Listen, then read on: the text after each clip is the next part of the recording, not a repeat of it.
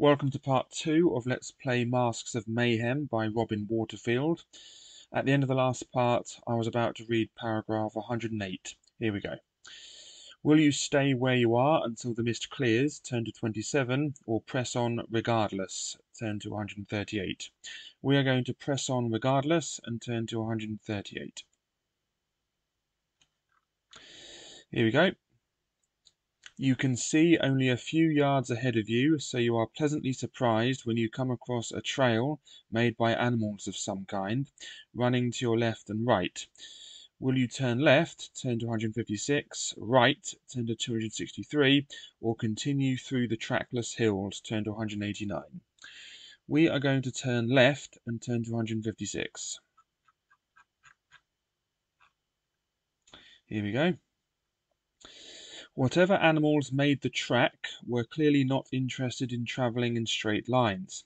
Even with your limited vision and muddled sense of direction, you can tell that your course is meandering all over the place.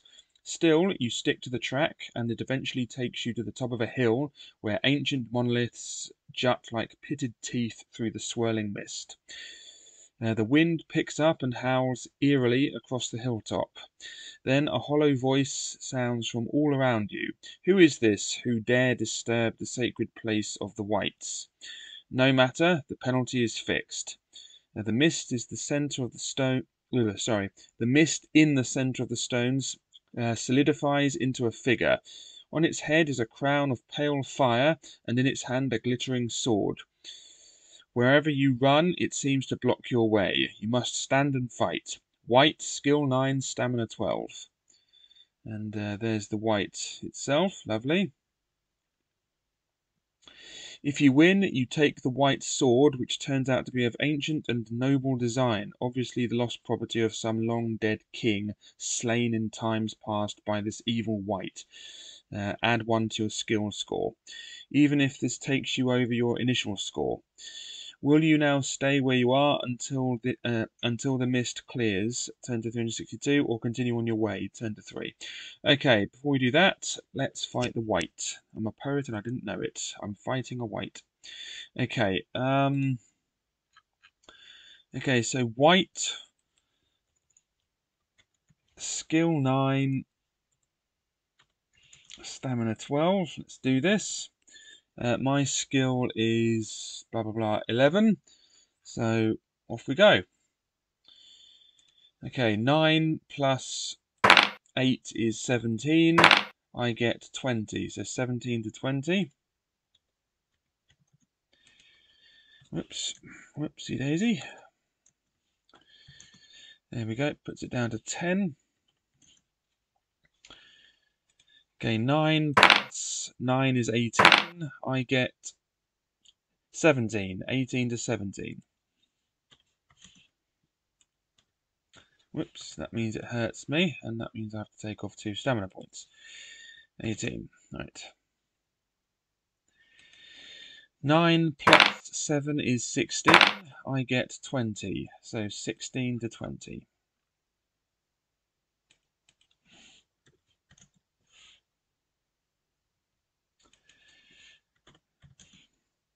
Puts it down to 8.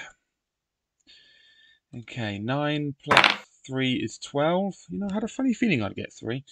I was just thinking 3. Anyway, 12 and 21. Either way, it's good because I win the attack round. Okay, down to 6. Okay, 9 plus 10 is 19. I get 16. So 19 to 16. I lose some more stamina. Down to 16.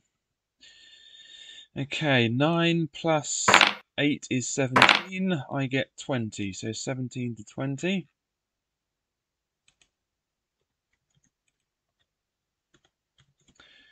Down to 4. Whoops, 4. Okay, 9 plus 5 is 14. I get 18. So 14 to 18. Down to 2. 9 plus 4 is 13. I get 19, so 13 to 19. And that's the end of Mr. White. That means I take his sword. So I have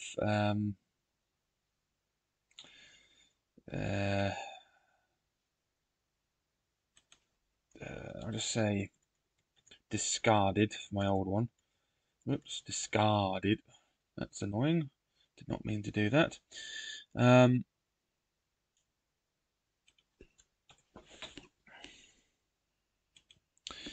Anyway, so discarded. And now I have the White's sword. So +1 skill. New line. Whoops, I'm already on a new line, so I've set a new line here. I don't like that because it's on sort of like an automatic new line that's sort of wrapped by the window of the text document. So I'll make a proper new line by pressing return. Anyway, now I have 12 skill because it adds 1 to my initial skill as well. It said it adds 1 even if it goes over my initial skill. So I better just put initial here, just so I know that was my initial skill. Anyway, so now are we going to stay where we are until the mist clears, turn to 362, or continue on our way and turn to 3? We are going to stay where we are until the mist clears and turn to 362.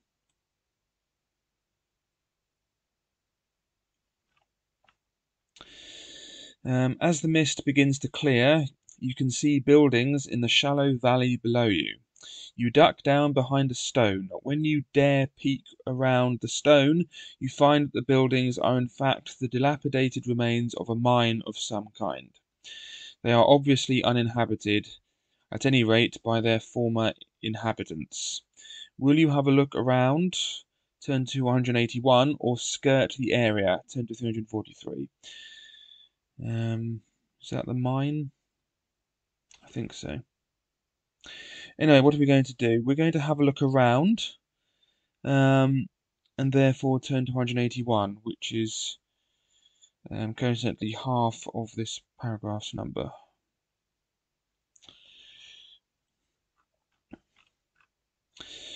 Will you investigate the main shaft? Turn to 36. The outhouse, whose roof has collapsed? Turn to 212. Or the hut, which looks fairly intact? Turn to 107. We're going to investigate the hut, which looks fairly intact, and turn to 107.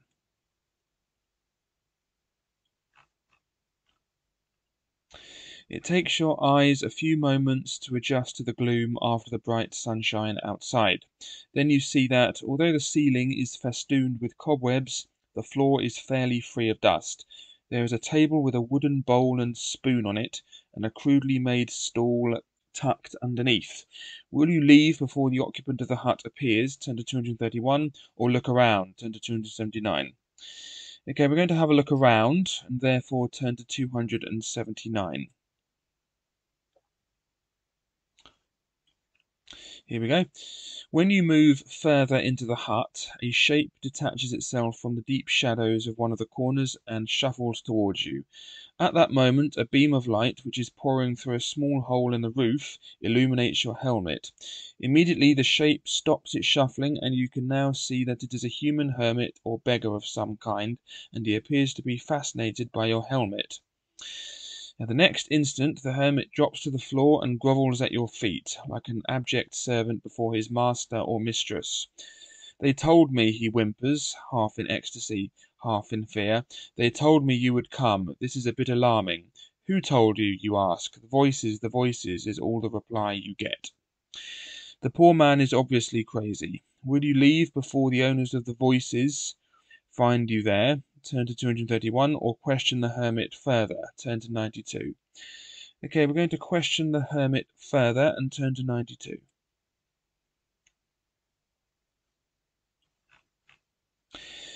You can get nothing more out of him, but while you question him, he sidles off to the side of the room and, cringing, brings back a bundle of rags which he offers to you. When you unwrap them, you discover a magnificent sceptre.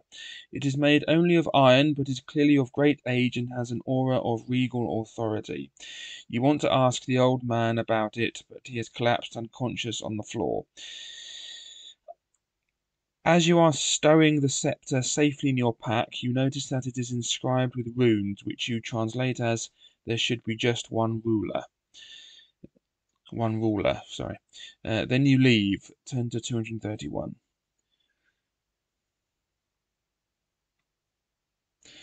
Okay, so we have a sceptre that states there should only be one ruler, whatever, I don't know. Okay, sceptre. There, put it in quotation marks. There should only be one ruler. Okay, jolly good. Okay, then we're turning to 231.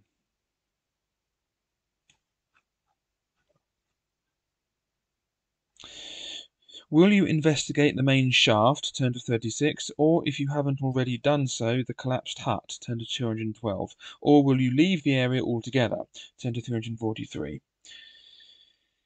Okay, we're going to investigate the main shaft and turn to 36. When you peer down the shaft, you can see a series of wooden rungs set into the smooth stone side and disappearing into darkness. A stale smell from the depths of the mine assails your nostrils. Will you go down or not? If not, you leave the area. Turn to 343. If you go down, you can either trust to the ladder, turn to 289, or if you have a rope, you can tie it to a sturdy-looking beam and let yourself down. Turn to 225. Okay, we're going to trust the ladder and go down the main shaft. And therefore turn to 289.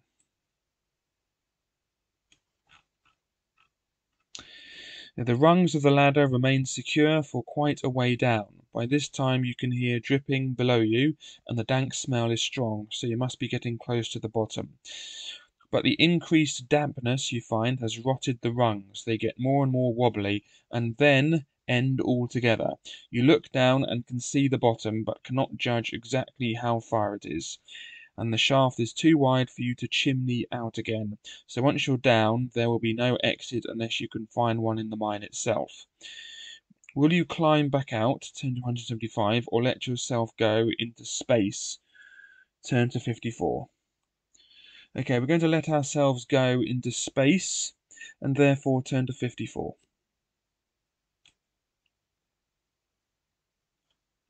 Test your luck. If you are lucky, turn to 124. If you are unlucky, turn to 18. Okay, so we get a 10, but we lose a luck point. And that means we were lucky, because our luck was 11. So therefore we're turning to 124. You land safely, turn to 313.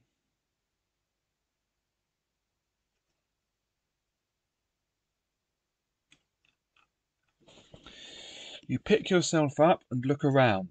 Mosses and lichens have sprouted on the floor and the well-made walls, and moisture drips and forms puddles. Yeah, lichens or lichens. I know all the naturists and everything say lichens, but I've always said lichens, so lichens it is. So that's that. Anyway, mosses and lichens have sprouted on the floor and the well-made walls, and moisture drips and forms puddles. The tunnel extends in both directions. Will you go west, turn to 237, or east, turn to 213? Okay, we are going to go west and turn to 237. And no, I do not like the Pet Shop Boys. No, I hate them, in fact. Anyway, as you proceed west, you notice that there are evenly spaced shafts, smaller than the one down which you came, drilled through to the ground above. These afford light and air, but are out of reach and unclimbable. You conclude that the mine was once worked by slaves who needed to breathe and see, but also had to be prevented from escaping. It turns out that this was a copper mine. The vein is worked out, but you find a nugget of greenish ore and keep it. Later, a side passage opens up to your left.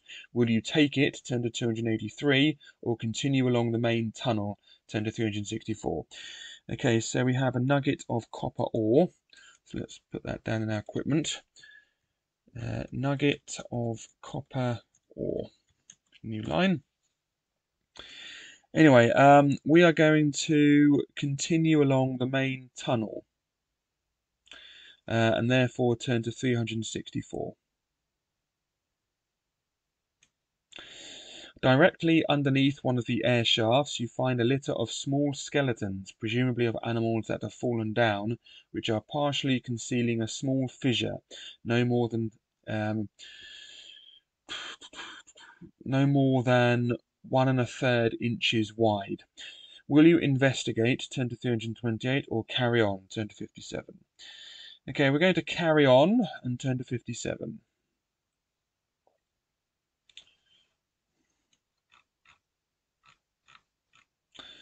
Ooh, matron, we're going to carry on. Anyway, the tunnel begins to slope upwards, which makes you hopeful of finding a way out soon. But then the shafts come to an end, and the way ahead is pitch black, and the air gets foul. At first you wonder why the shaft should end, but then you reckon that you may be under the lake. Will you plod on through the darkness, turn to 352, or retrace the 0.6 miles or so you have already travelled back past the main shaft in an easterly direction, turn to 388. I should say 0.625 because a kilometre is 5/8 of a mile roughly. So yeah, or retrace the 0.625 or so, miles or so you have already travelled back past the main shaft in an easterly direction.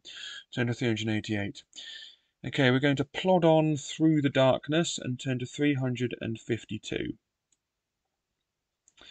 I will win my battle against the metric system. That will happen. I will be victorious. Anyway, test your luck. If you're lucky, turn to 373. If you're unlucky, turn to 163. Okay, we need this to be 10 or less. And we get 2. So we were lucky, but we've lost a luck point. So we're down to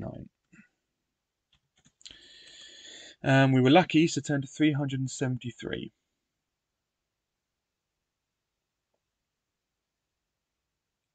I'm pretty sure if we were unlucky, we are dead. So this book is not very pleasant for a fighting fantasy novice.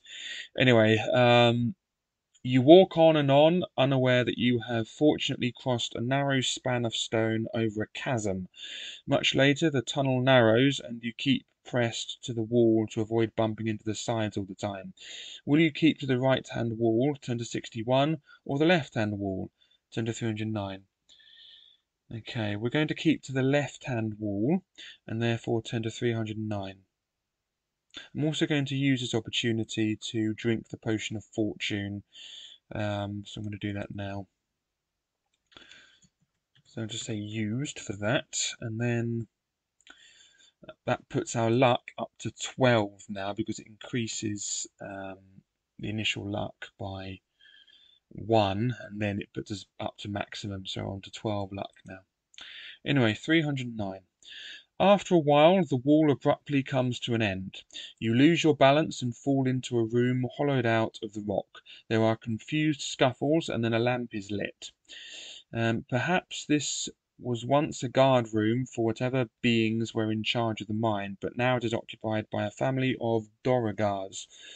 Dorogars are an immensely strong race, a cross between orcs and trolls, and were often used for hard physical labour like mining. It may be that this family is descended from the very slaves who once worked the mine, but you have no time to ask this lot about their ancestry. The male Dorogar is attacking, wielding an axe, while the female picks up the 2 young ones and runs screaming down the tunnel to the west. Dorogar, skill 9, stamina 10. If you win, you search the room. Dorogars are famous for hoarding trinkets. turned 172. Okay, there's the Dorigar. What a handsome fellow. Okay, skill 9, stamina 10. Let's do this.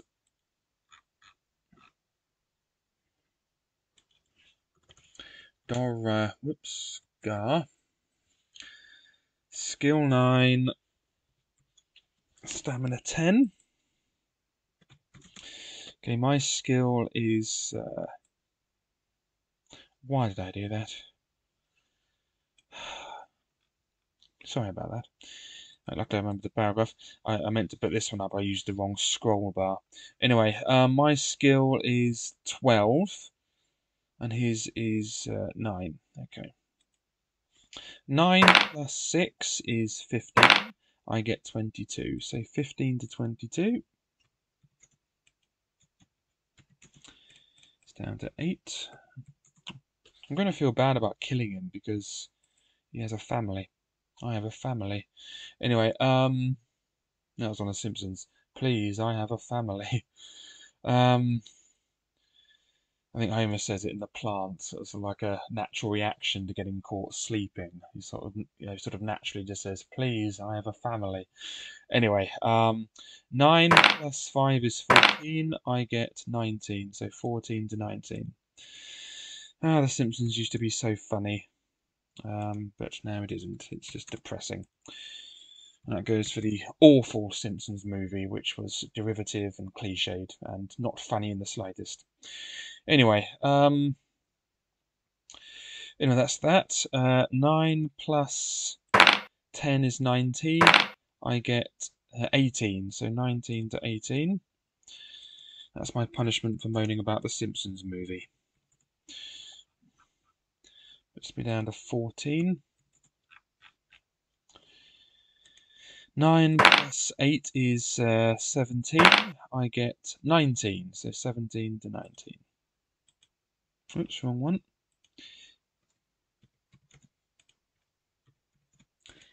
Down to 4. 9 plus 6 is 15. I get 18, so 15 to 18.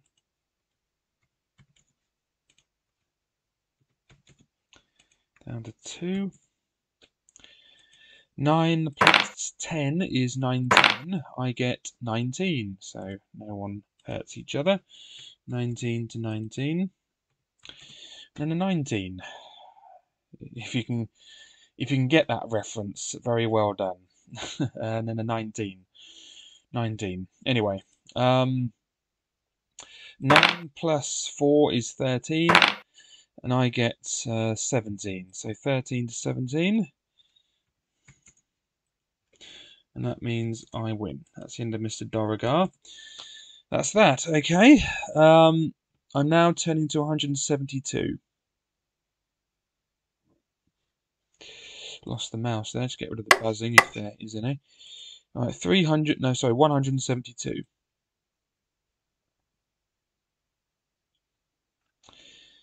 Okay, there is quite a collection of stuff, mostly worthless. You don't have time to make a thorough search in case the female returns and sees what you've done to her husband. Again, I feel guilty. But you have time to grab 3 of the following items: a plain brass earring, a snatter cat's tusk, which has been engraved with delicate interweaving patterns, a leather pouch which is tightly closed with a drawstring, 5 gold pieces, a stone statuette of some goddess, an empty water or an empty water flask. I hate it when they don't include or and. It just doesn't sound right. Or an empty water flask. Choose what to take then, since you don't want to meet the rest of the Dorigar family. Turn east to 141. Okay, we're going to get the Snattercat's tusk. So let's get that.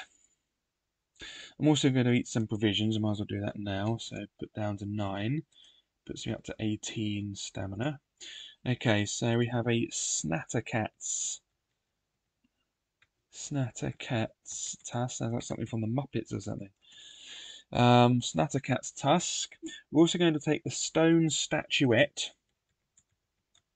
Whoops. Of a goddess. I'm also going to take 5 gold pieces. That gives us 5 gold pieces, which we now have. So we now have some gold. Anyway, that's that. Anyway, that's all the stuff taken. So now we're going to turn to 141. Test your luck. If you are lucky, turn to 86. If you are unlucky, turn to 163. Okay. Again, I'm pretty sure if we're unlucky here, we're dead. So, yeah. Again, this is not for the faint-hearted or a fighting fantasy novice. So only fighting fantasy professionals like me should play. Anyway, I'm only joking. I'm not that conceited. Anyway, so we need this to be 12 or lower, which it is, but we've lost a luck point. So we're down to 11 luck points now. We would have been successful even if we hadn't used the Potion of Fortune, but that doesn't matter. Anyway, so we were lucky, and we're now turning to 86. Again, you safely cross the chasm in the darkness. The gods must be smiling on you. Regain 1 luck point. Oh, good. That's a bit silly, sort of like... just not taking a luck point away. Anyway,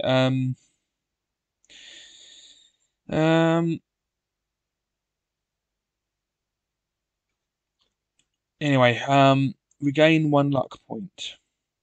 If you have not stopped to eat provisions so far during your underground journey, lose 2 stamina points. I have, so I don't have to do that.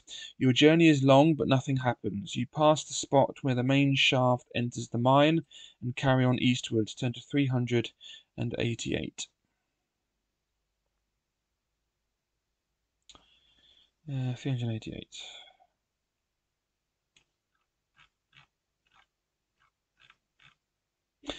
About, what's that be? 3/8 of a mile.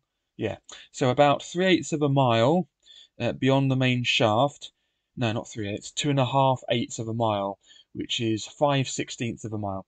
After about 5/16, sorry, I can do that in my head. I kept thinking it was a kilometre was 6/8 of a mile. It's not. It's 5/8. So half of 5/8 is 2.5/8, which is 5/16. So about 5/16 of a mile beyond the main shaft, a side. What would that be? That would be 2.5 furlongs, which is, where's the old calculator? How many yards is that? 2.5 times 220, 550 yards. Times 3 to get how many feet? 1,650 feet. There we go. So,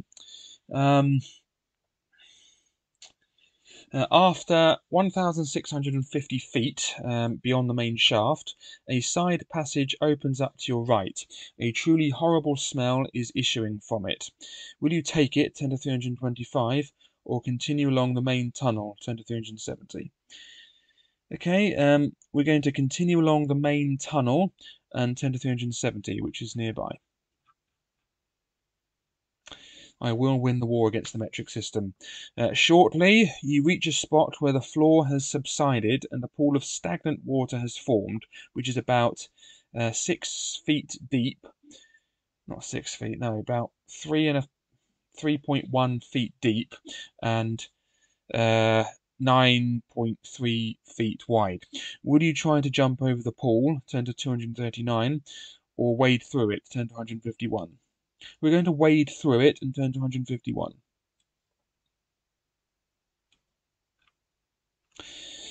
When you are about halfway across, the water snake which inhabits the pool coils itself around your legs. This really makes it very difficult to walk. Will you poke at the water snake with your sword, turn to 127, or carry on struggling through, turn to 104? We're going to carry on struggling through and turn to 104.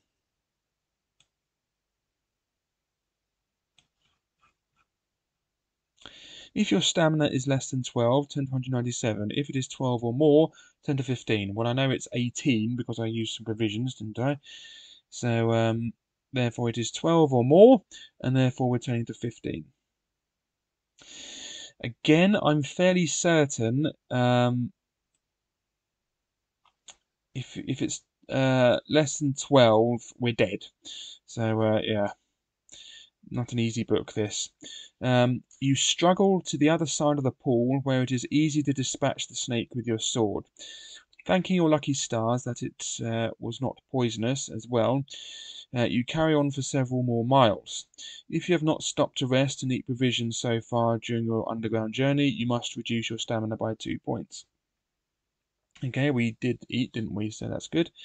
The monotonous single tunnel eventually comes to a fork. Will you take the left branch, turn to 399, or the right branch, turn to 276? We are going to take the left branch and turn to 399.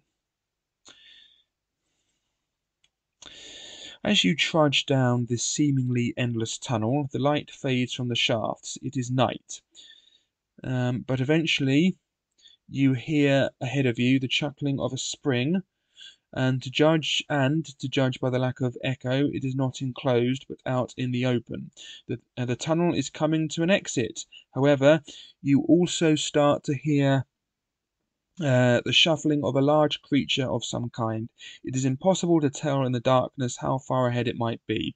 Will you press on stealthily, turn to 51, or risk a sprint for the open air, turn to 147? We are going to press on stealthily and turn to 51.